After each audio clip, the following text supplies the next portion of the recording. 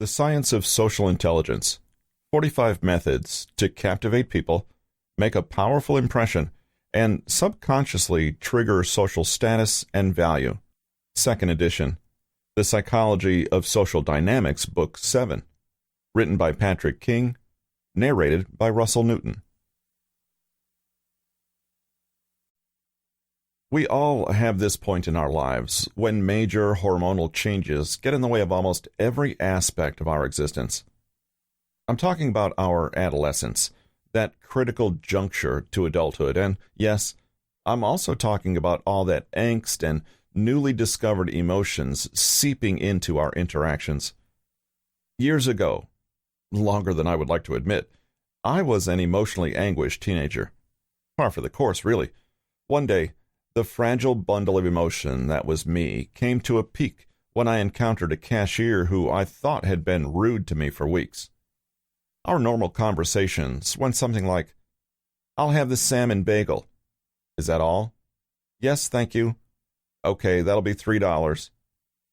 In just that sliver of interaction, can you feel the cashier's contempt for me? Of course not. I'd made it up in my mind when I decided to be offended at anyone and everything. But what's important is that I believed the story I had created for myself. In doing so, I started to treat this poor cashier like she was the scum of the earth to get even with her, and she actually started becoming impolite to me. Keep in mind, she was a cashier, so she was literally paid to be nice to people, and she had started to speak rudely to me. I must have been a terribly annoying teenager.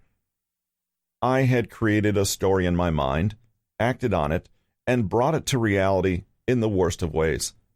I didn't realize until far later that this was the Pygmalion effect at work, which states that however you treat someone, that's the person they will become to you. If you treat someone as if they're kind and magnanimous, you will probably encourage that side of them. You'll be generous and caring to them, and they will respond in kind.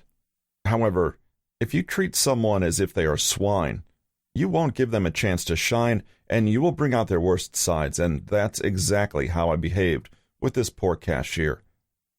That was my first peek into how small things can dramatically make you more likable and charismatic, or the complete opposite. It was a whole new understanding of social intelligence and what it takes to succeed with people.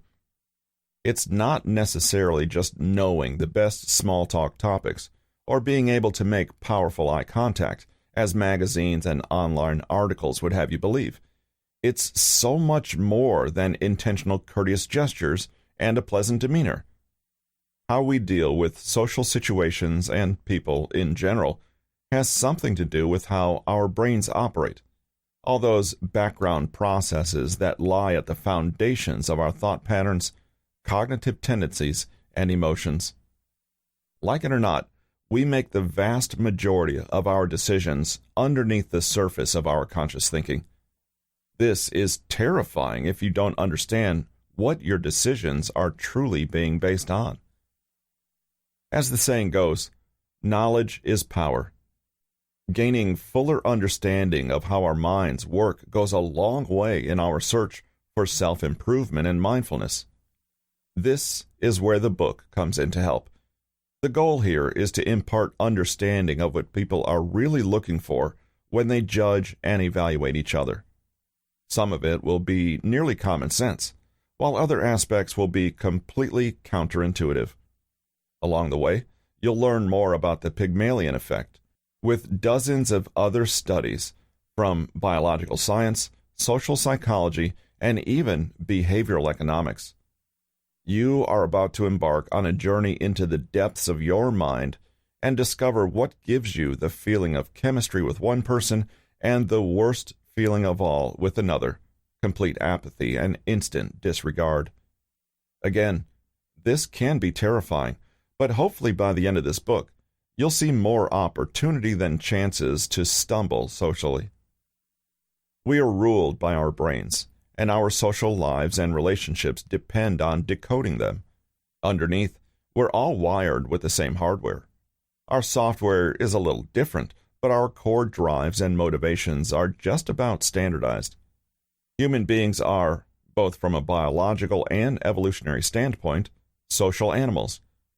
Regardless of where an individual may fall on the spectrum of intro and extroversion, some amount of social interaction is simply an integral part of life. It's something we want and also something we need.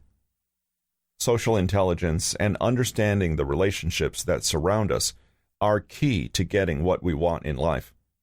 Science and research have shown us a way to predictably deal with that which is theoretically the most unpredictable, people. Over 2 millennia ago, the famous philosopher Aristotle was quoted as saying, "Society is something that precedes the individual. Anyone who either cannot lead the common life or is so self-sufficient as to not need to, and therefore does not partake of society, is either a beast or a god." The ability of our species to communicate with each other more effectively than any other species on Earth is the predominant factor that propelled us to the top of the food chain. And as civilization advances, social skills have remained a very important part of what makes people successful as individuals. If you don't understand the science of social intelligence, you won't only be left behind, you'll be unhappy and have difficulty achieving your goals. The importance of being social. Why is it that we so readily understand the importance of developing our physical bodies, of enhancing our intellectual capacity, and of learning skills, but so seldom spare a thought for sociability? Being social is as essentially human as any of our other core needs, and yet we take social intelligence for granted, assuming it'll sort itself out. While we all understand that it might be nice to be liked by plenty of people, have strong friendships, and a healthy social life, not many of us take steps to actually do anything about it. There's good reason to believe that social interaction, and the skills it requires, are a fundamental need for our species. It's simple. Understanding the art of bonding with other human beings is not optional, but essential to who we are and our thriving in this world. In this chapter, we'll look at some key research showing how our ancestors developed this vital ability to connect with one another, and how the need has stayed with us ever since. The benefits of mastering social skills are obvious. Those with stronger social connections are healthier and more robust, have better mental health, and undoubtedly benefit from the resources available on that social network. A 2011 study published by Schultz et al. In the well-known journal Nature, explained how our primitive ancestors who were better at socializing had a fitness and survival advantage over their less sociable peers, particularly as human beings learnt and evolved different foraging styles. Biologists and anthropologists have tried for years to understand exactly how qualities like individual and social behaviors evolve with time. In this study, the researchers suggested that as human beings moved from foraging alone to foraging in more adaptive social groups, and from foraging at night to foraging in the day, a more dangerous time, they developed sophisticated communication, empathy, cooperation, and social rules. In other words, the social reality of human beings evolved a long time ago along with all our other traits. We are hardwired this way today precisely because these behaviors were advantageous for our ancestors. Those who were less sociable did not have this advantage and consequently died out millions of years ago. In fact, many believe that our very brains evolved to process the extra data that came with living in a group one had to get along with in order to survive. Our language, our faculty for imagination, our love for storytelling, our social and familial structures, all of these helped our ancestors survive and still help us survive today. It's amazing to imagine that human beings had to actually learn how to be social, in the same way we had to learn to walk upright or use tools. In fact, being social is a bit like a tool in itself, and mankind's early mastery of this skill developed in tandem with his ability to work together with the group and expand his reach. Another, more recent article in the same journal proposes that early man developed language primarily as a social skill, i.e., to share advanced ideas with other members of the group. In the 2015 paper, Morgan and colleagues argue that the use of particular kinds of early tools was a socially transmitted skill, and that language developed so that humans could teach one another about these tools. They make a case that the tools common in that era were such that it wasn't good enough to merely imitate someone using them or use trial and error to figure them out. Rather, in experiments using modern-day humans, they showed that the understanding and use of these tools would have necessitated a language to go with them. The authors of this paper claim that humans leaped forward to the next technological era in proto-human development because they figured out a way to reach one another via language. We can imagine how this might have played out. A great new technology is excitedly shared in a tribe, but hand gestures and demonstrations are just not enough.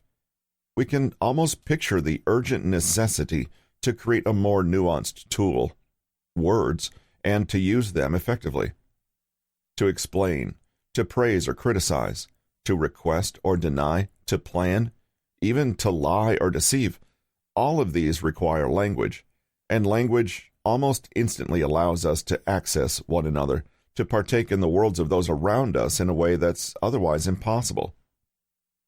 This is an incredible idea, that language, and indeed communication and social interaction in general, arose not spontaneously, but out of need. This suggests that sociability in our species is not optional, it's part of who we are, built right into our history and our DNA. There are many arguments for fine-tuning your social skills, but perhaps the most persuasive is that being social is so fundamentally a part of being human, you cannot consider a life successful unless a person has achieved some degree of social success. Psychologist Susan Pinker explored not the historical and evolutionary aspect of language and its value to humans, but the biological benefits right here in the present. The idea is that in-person social contact has profound effects on our nervous systems and our well-being in general.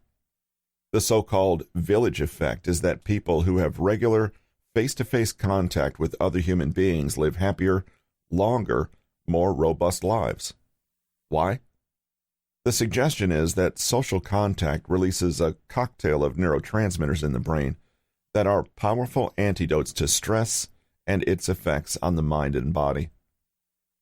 This will probably seem quite obvious to extroverts and those with extended social networks. Being sociable is almost quite literally a matter of life and death. Having harmonious family relationships, a healthy romantic partner, friends and allies, people in the community that you're on congenial terms with, children and parents, mentors, confidants, and spiritual teachers, all of these interactions have a physical impact on the human organism, modulating stress, strengthening the immune system, and making us more resilient to the challenges of life. This may explain why certain populations in certain countries are so long-lived. The diet, environment, or lifestyle of these populations known for longevity may certainly play a role, but there's a case to be made for village life and its benefits. After all, it's widely accepted today that humans evolved in small bands of no more than 100 people, and our need for this close social interaction among a tight-knit group is as fundamental a part of our well-being as it ever was. The effects are not just physical, though. There's a reason that psychologists or doctors will ask a new patient or client what their social support network is like. They know that solid social interaction has measurable effects on how well a patient copes with the struggles of life and how quickly they recover from any adversity.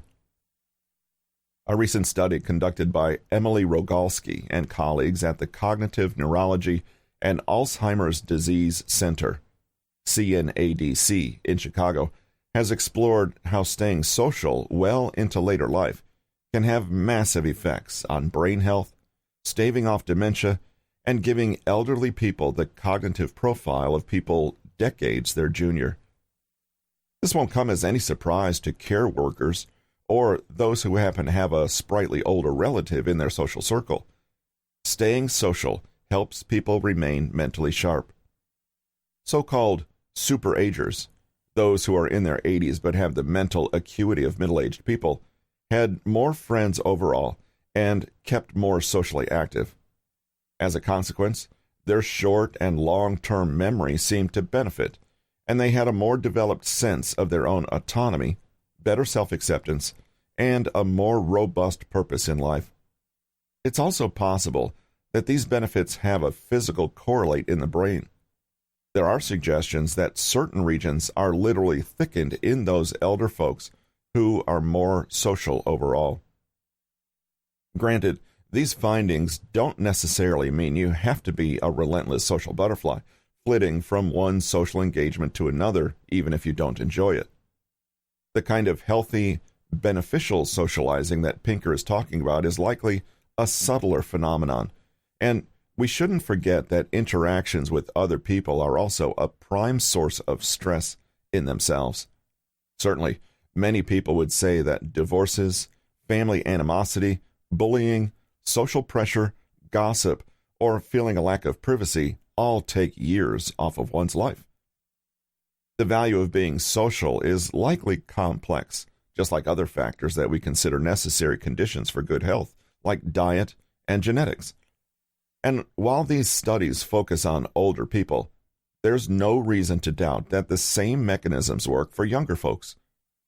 If you care about living long and prospering, being sociable just may be as essential as quitting smoking, maintaining a healthy weight, and eating well. The social brain hypothesis. To bring more clarity and expand on the prior section, the social brain hypothesis states that human brains evolved and became bigger in order to be more social, not the other way around. Furthermore, the theory states that increasing the capacity for communication about a wide range of subjects was the only reason that brains grew. British professor of anthropology and evolutionary psychology Robin Dunbar observed that the size of a species' social group was the most accurate predictor of brain size, specifically the outermost brain layer known as the neocortex. This discovery led to the social brain theory. Scientists believe that the first species with brains on the scale of modern humans, known as Homo heidelbergensis, originally appeared some 600,000 to 700,000 years ago in Africa. These ancestors to Homo sapiens are also thought to be the first hominids who buried their dead, built central campsites, and utilized a division of labor where they worked together to hunt more effectively. This is no coincidence. The reasoning behind the social brain hypothesis is that primates have unusually large brains for their body size relative to all other vertebrates, a result of needing to manage unusually complex social systems. In other words, in order for society to grow and thrive, the brain needed to evolve to cope with the cognitive demands of being social. As complex social behaviors limit the sizes of our social groups, there is emerging evidence that shows the evolutionary process has favored individuals with the brain architecture most suited to performing and further developing those social behaviors. Interestingly, the main factor that distinguishes human brains from those of other primates is the size of the aforementioned neocortex, the part of the brain comprising many of the brain areas involved in complex social cognition. These functions include conscious thought, language, behavioral and emotional regulation, as well as empathy and the theory of mind, the thing that enables humans to understand the feelings and intentions of others. What does all this mean? Humans, as a species, are endowed with a social brain, which essentially biologically hardwires us to interact with each other.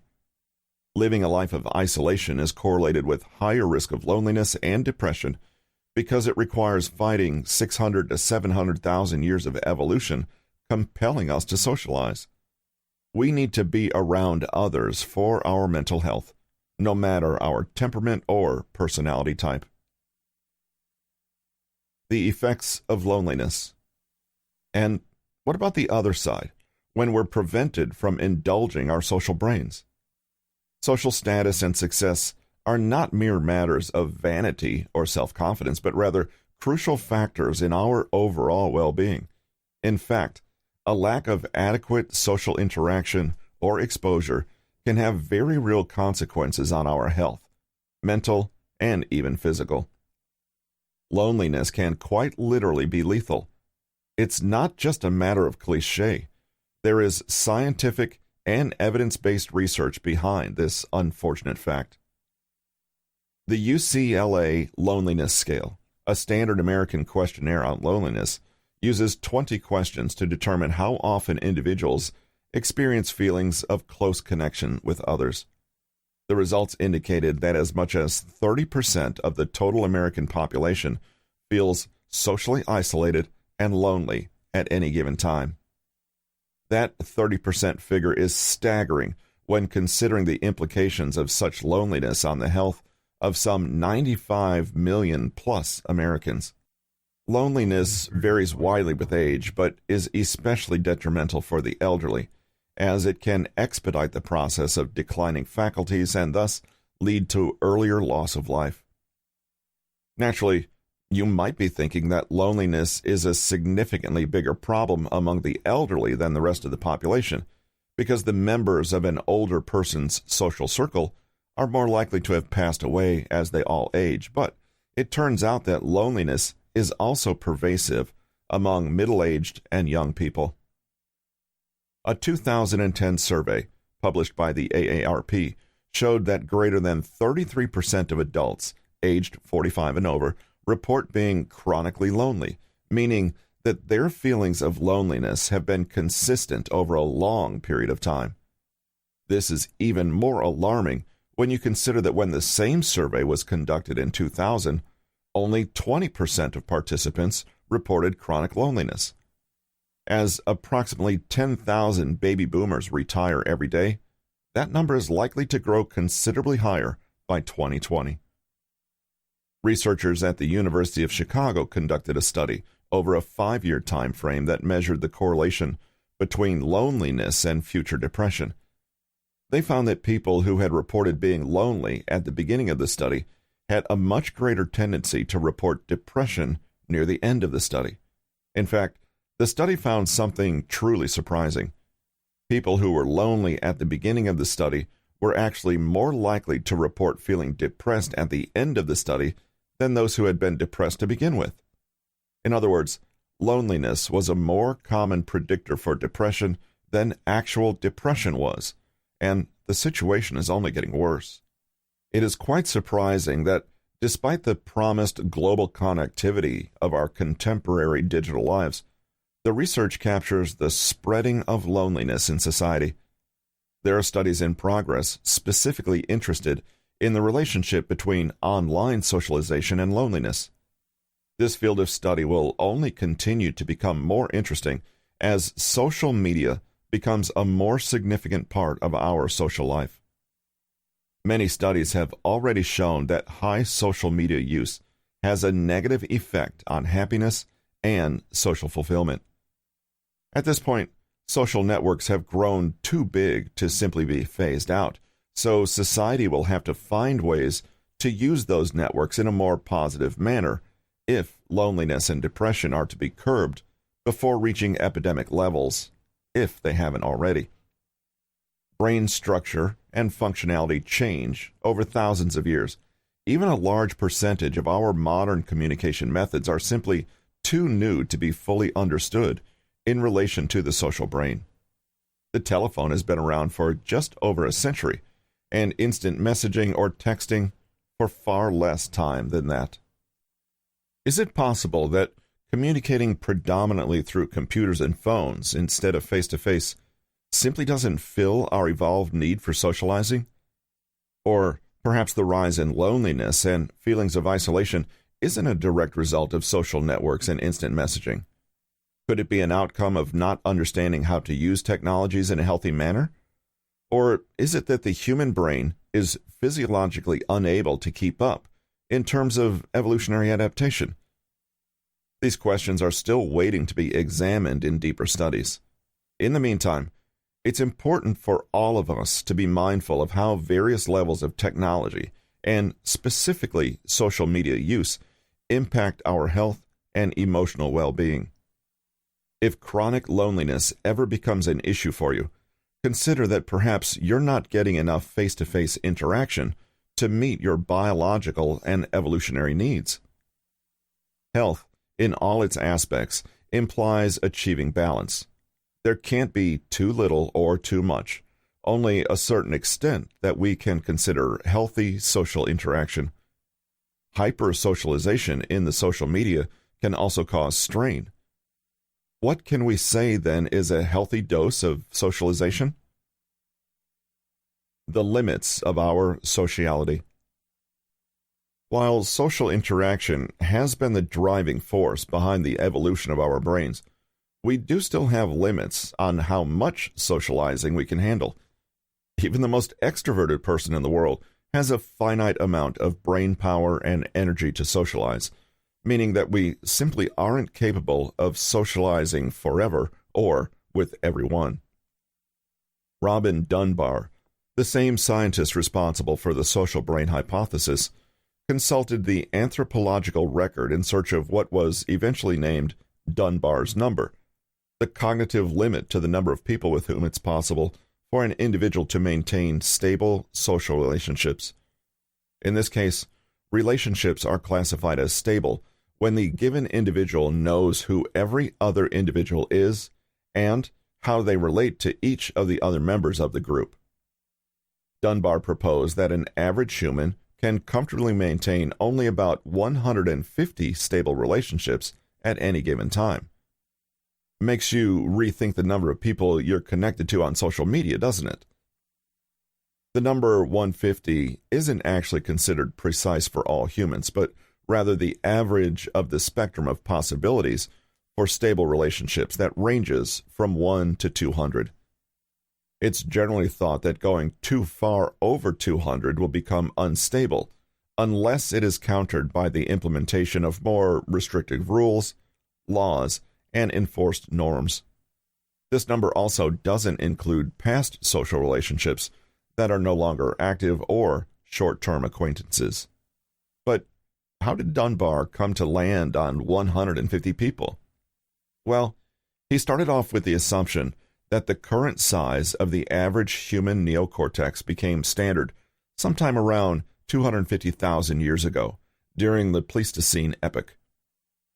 Dunbar then went on to search anthropological and ethnographical literature looking for census-like information for various hunter-gatherer societies, hoping to find an accurate approximation of typical group sizes in those ancient societies. He found many examples of groups approximately 150 members large, from Neolithic farming villages and typical units of professional armies in Roman antiquity before the Common Era, all the way through time to modern Hutterite settlements originating in the 16th century. Dunbar noted that ancient societies could be broken up into three categories based on group sizes: small bands of 30 to 50 people, cultural lineage groups of 1 to 200 people, and tribes with anywhere between 500 and 2,500 members. But 150 remained the most useful number, as a series of other values for modern human social capabilities were derived from it. There is actually a formula for roughly estimating all of the other numbers in the series, a rule of 3. Multiplying the Dunbar number by 3 gives us an approximation of our total number of acquaintances, and multiplying that number by 3 again provides the absolute limit on our social relationships, the number of people for whom we can put a name to a face at a given time. Dividing 150 by 3, meanwhile, gives us the 50 friends whom we are at least somewhat close with. Doing so again will then give us our 15 to 20 confidants, the friends whom we can turn to for sympathy and support. Finally, dividing by 3 once more approximately gives us our most intimate friends or family members, the people who have the strongest influence on our personalities. It's a very real illustration of whom you should focus your attention and time on, and why you should avoid spreading yourself too thin. While the compositions of all of these groups in the series are fluid, the overall size generally remains static. People might be moving from one level to another, or out of your social periphery altogether, but each void in your personal social hierarchy will be filled by someone new.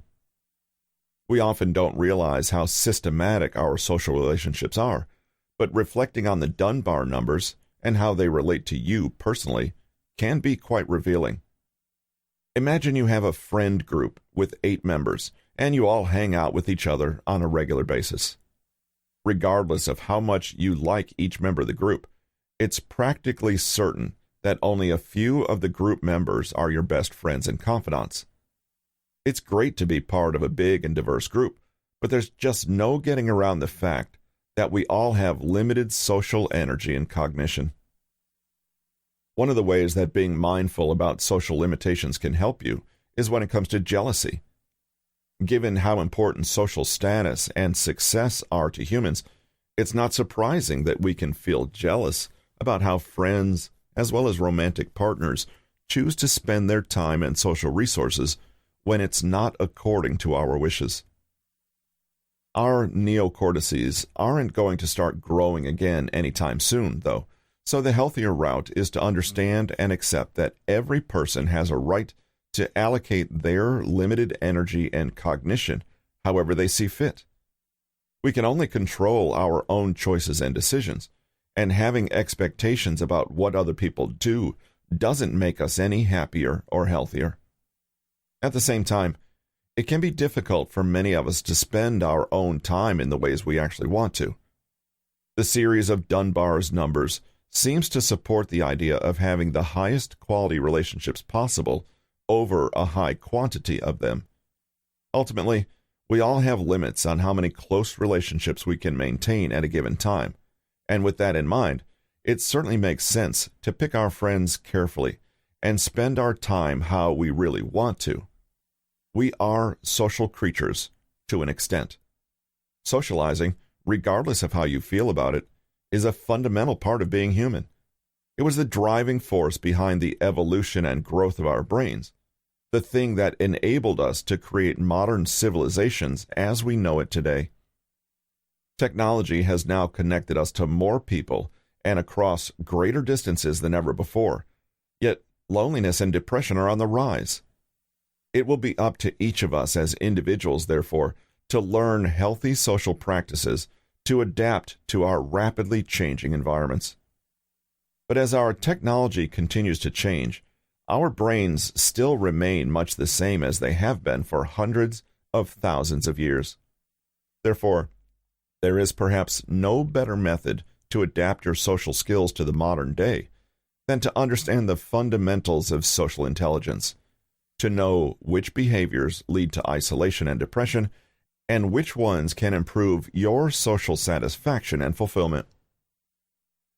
Man is a social animal, so much so that there are scientific bases for socialization as the foundation of human evolution and the negative consequences of depriving a person of it. Our social nature can be traced back to our prehistory. The development of complex social systems, of communication and socialization, define significantly our behavior as a species today. Having a wide social network and being highly regarded within it not only reaps practical benefits, but is also a foundation of one's overall well-being. Having an active social lifestyle prevents mental deterioration among aged groups. It also avoids prolonged loneliness that might just end up becoming a full-blown depression. Nonetheless, there is no such thing as a socialize all you want lifestyle. There's a limit to the number of people with whom we can accommodate meaningful and authentic interaction. Robin Dunbar pegs it to 150. This is different from a person's most intimate relationships, which comprises a much smaller number. This makes us think about our multiple social media lives. It makes us consider the possibly hundreds to thousands of contacts we maintain online. Despite today's convenience of online hyper-socialization, we are nowhere near happier. Rather, data shows that we're getting more and more unhappy as a population.